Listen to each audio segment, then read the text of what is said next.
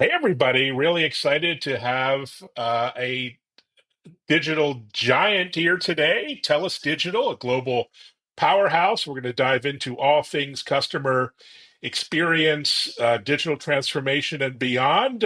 Before that, Monty, how are you? I'm very well, Evan. Thanks very much for having me here and with the viewers today. It's great to be with you.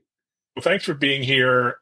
Really a big fan of your work and your team's work. Before that, maybe introduce yourself, your role as CMO at TELUS Digital, and maybe introduce yourself in particular to my American friends and colleagues here who think TELUS and they think Canada and telecom, but of course, you're so much more than that. Yeah, absolutely. Look, Evan, I'm the Chief Product and Marketing Officer of TELUS Digital, which gives me the unique perspective to be designing the products and services we operate and then taking those to market. TELUS Digital is a 20-year-old business, or we celebrate our 20th anniversary in September this year. And we were born out of a Canadian telecommunications company, but today we operate in 32 countries with Wow. over 78,000 employees worldwide. And we have four key lines of business. One is digital customer care. The second is our data services business, which is powering these large language models and AI generation that we're using and thriving upon today. The third business is in trust and safety, which is really the first responders of the internet, from fraud prevention right through to trust and safety as the social communities that we occupy. And last but not least is the stitching that brings it all together is a full digital services business in software design. Yeah, that's quite a lot to unpack. I'm fascinated by all of it. Let's talk, you have a focus on innovation and customer first experiences. What does that mean in practical in the day-to-day side? Yeah, what it means absolutely is bringing together technology to allow people-based services to be better, faster, and more productive overall. So when we use the term digital customer care, we really mean it, and that is about fusing software with the world-class talent that we have operating across the geographies we operate in. And of course, over the last 2 years, Evan, it's just been so exciting to see the technology promise that we've been waiting for so many years has arrived. And so the advent of AI and then, of course, generative AI, agentic AI has allowed us to bring massive productivity gains for our clients and net significant uplifts in customer care and customer service and, of course, customer experience. Well, that's a great topic. So we'll dive in, probably a little early, but we'll dive into how you're leveraging AI and data and automation. And of course, you're a global concern. You work with global blue chip names. But I think your personalization story is interesting, how you personalize campaigns at scale. How do you manage to keep the human touch, the human connection, which you're known for at TELUS, but while personalizing these experiences for your clients? Yeah, I think, Evan, a lot of organizations talk about the role of people and people-based values. We have what we refer to as a humanity in the loop. Mm. We hear a lot about human in the loop. The term we've embraced is humanity in the loop. And with a 20-year history and the geographic footprint we have, we can't be an organization that puts people alongside technology. People are the foundation of everything we do. And the diversity of our business, both footprint, talent, languages, ethnicity, the cultural background of our business allows us to bring a point of view into personalized experience. So it really is the meshing of that human lens with the data science lens that allows us to focus on delivering a better outcome. You and I have grown up and lived in this technology world, and nothing gets me more excited than what we can do with the technology. But I've always believed in the principle that that has to sit on top of our human values. And now more than ever, with the excitement of technology, those human values prevail for better solutions. So when it comes to personalization, yeah, we absolutely bring the best of data science, we bring the best of customer journey analysis and a full closed loop data and insights approach. But the foundation of this is real people, real ideas, and working with our clients to find the best outcomes possible. Oh, great mission. So big companies tend to have lots of silos. You have product and marketing and customer service, customer experience, but all those lines are blurring. How do you deliver and collaborate across all those different segments and areas to deliver a unified sort of omni-channel journey for the customer? I mean, you have lots of departments, lots of people doing different tasks. How do you create that one delightful experience for the customer? Yeah, I think we're used to this notion that somehow big companies are unable to capture the speed of perhaps small and Mm, nimble peers. First and foremost is, yeah, technology accelerators. I'm sitting here from my office in Melbourne, Australia, mm, and you're of course in the US, and that's that's a great example of how we can cut through traditional barriers, but also harness the diversity and global footprint. So, a typical day for me is very, very different to a 9 to 5 experience. Often I'm up very early, 4 or 5 a.m. for meetings into North America. If I'm lucky, I get out for a bit of exercise during the middle of the day, and then Europe comes online here in Australia. So we kind of hack the traditional workday to make sure we can cut through and have really important key connections. We instead of believing in the concept, remote work is challenging and geographic footprint gets in the way of our business. We actually look at it the other way and say, how mm. can we use these technologies as an executive team, which is pretty small and lean, to be honest, to get together and focus our energies on the big things that matter. And then we go away and we get on with it and we embrace commitment based management as a leadership team to do the right thing by our people, to do the right thing by our clients, do the right thing by our shareholders to bring those solutions to life. Of course, there is a lot of travel. As much as I love technology and everything it can do for us, we place a premium on the time we spend together as teams, as colleagues. It also allows us to spend time on the ground in the regions that we serve. So the closest region for me outside of Australia, which is a growing market for us, is the Philippines. We have over 20,000 team members in the Philippines. I can be there in Wow. 7 hours, Evan, and on the ground with our clients, on the ground with our colleagues. And so it's a great opportunity to turn what might be perceived negative into a positive, which is proximity to our delivery footprints around the world. Amazing. And you have a hand in so many different emerging technologies, platforms, trends. And we mentioned a couple of them. What's on your radar right now? You mentioned Gen AI and AI, obviously. You're in looking at your website in the CCAS space. But what are you really bullish about when it comes to digital engagement? Yeah, well, I guess the foundation of our business over 20 years ago was delivering world-class customer care, and that Mm, red thread has continued over 2 decades. We're really bullish about the role technology and software can play, and of course, that leads to the inevitable use of the term AI, which of course we're very excited about, but evolving AI and looking at it wing to wing, we continue to invest heavily in the model build side. So, mm. what we're seeing in terms of data services, data labeling, and the data annotation for Gen AI, we've moved from large volumes and lower fidelity tasks into really bespoke exercises now, and that's followed the advancement of Gen AI tools. So we're excited about the direction the models are heading because we're playing such a big role in enabling that. When it comes back to customer care, it is the fusion of people and technology, or people and software. So, in 1998, Evan, my first job was in a call center for a major bank here in Oh, Australia, wow. and just 5 years ago, I went back into a contact center environment, and I was a bit disappointed at how little that environment had changed. And over the last 5 years, we've seen so many opportunities for those environments to change greatly. And we're empowering our team members, my colleagues, with real-time insights. We're bringing technology to bear in customer interactions, such as Mm. real-time translation, things like voice accent neutralization.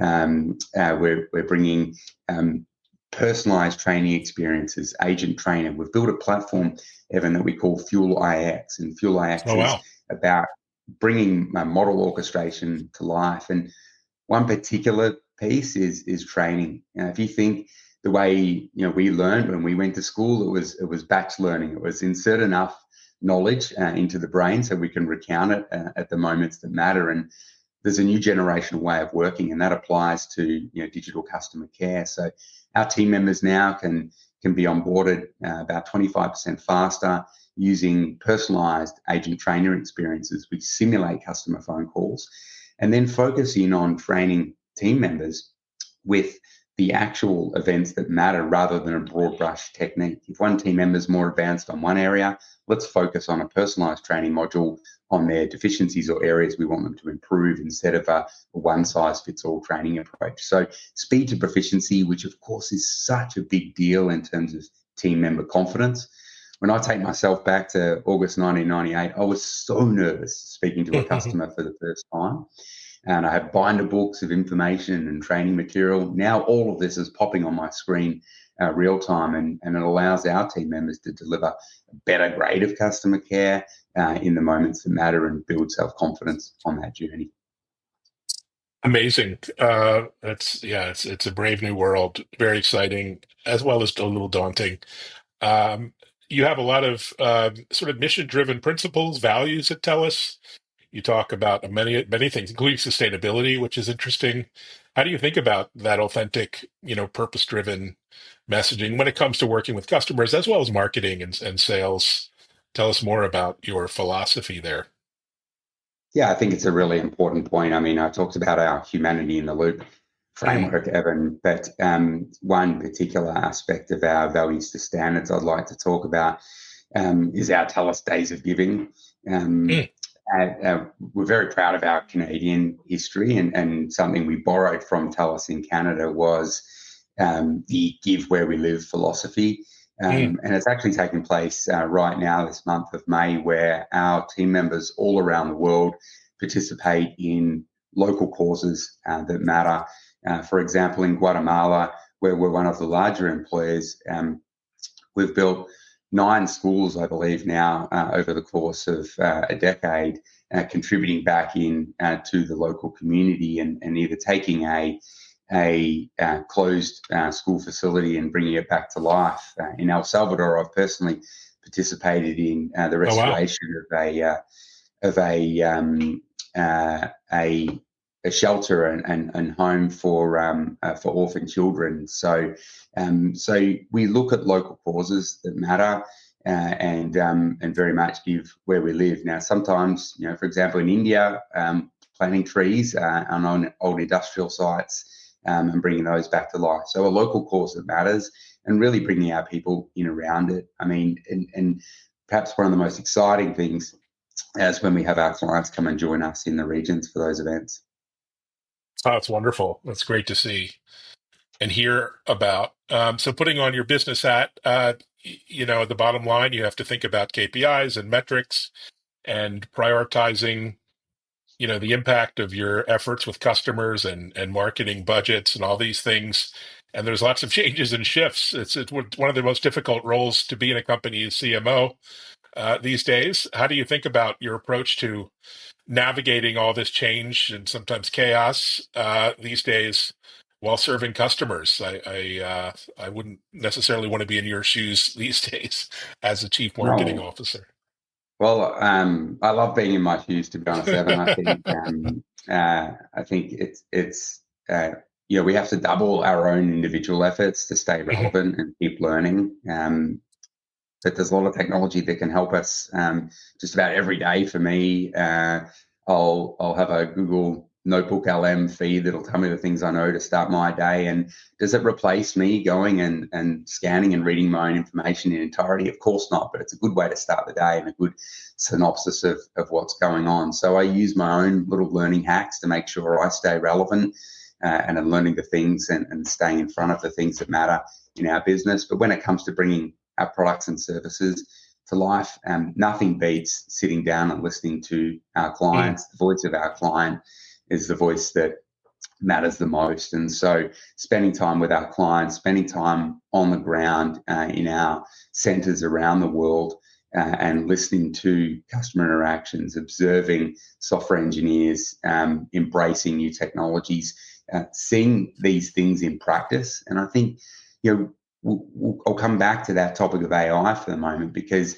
it's inescapable and it brings with it an incredible amount of opportunity, which is absolutely brilliant. Don't get me wrong for one moment, but the evolution of an academic view of what that can do into business and the deployment are separated at the moment. And our job is to help our clients embrace and deploy technology and move experiments from laboratories and closed loop pilots and small scale endeavors to at scale outcomes. And so the real world is when large volumes of team members, large volumes of customers are using these services. And with our privacy by design philosophy, we can help our clients get there better and faster. Oh, that's fantastic. I love that approach. And there seems to be a big gap between, the big tech companies that are succeeding at transformation and digital engagement. I think, Apple and Amazon and all the big tech players, and a lot of others who are sort of being left behind, or maybe have stumbled on their transformation efforts, or haven't had the right partners, haven't always made the right choices. What advice would you give to some of the up and coming marketing leaders who, want to make an impact, want to have successful change and transformation, but might be struggling, not having the deep bench that an Apple or Amazon or brand that they have as well? I think it's a great question, and I think the best advice I could give is that there's never been a better time to start. Mm, The technology, tools, resources, connectivity, compute power that we have at our disposal, at at actually prices that typically are getting cheaper and more accessible, allow us to achieve things today that were almost impossible 3 years ago and extremely expensive 18 months ago. So there's never been a better time to get started on your technology transformation, which is really just a whole of business or business transformation.